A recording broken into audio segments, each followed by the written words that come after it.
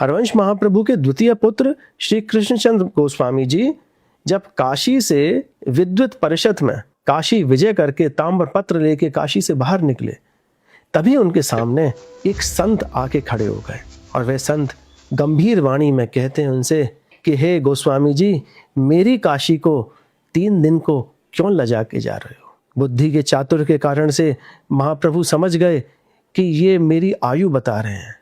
तुरंत नतमस्त होके उन्होंने उन प्रभु से पूछा कि आप कौन हैं, अपना दर्शन दीजिए जो मेरी आप आयु जानते हो। तब वहाँ पर श्री विश्वनाथ जी साक्षात प्रकट हो जाते हैं और वे कहते हैं कि आप मेरी काशी को जीत कर तो जा रहे हैं, पर आपकी आयु 3 दिन की ही है। यह सुनते ही श्री कृष्णचंद्र जी अपने उन ताम्र पत्र को श्री काशीनाथ जी के कमंडल में अर्पित कर देते हैं और अपने सेवकों से कहते हैं कि मेरे डोले को आप 3 दिन में किसी भी तरह से वृंदावन पहुंचाइए।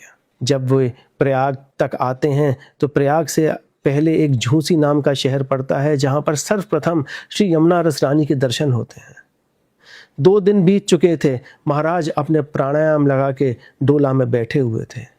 सेवकों को जैसे ही सर्वप्रथम झूसी में श्री यमुना महारानी के दर्शन होते हैं, वे जयकारा लगाते हैं, यमुना रस रानी की जय। महाराज का प्राणायाम टूटता है, वे सोचते हैं कि वृंदावन आ गया। उतर के देखते हैं तो वृंदावन क्या, वहां तो सिर्फ झूसी ही आया था।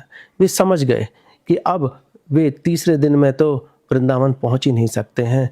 तो महाराज ने झूसी में ही वहीं पर उन्होंने अपनी देह का त्याग किया, श्री यमुना रस रानी के सुंदर तट पर।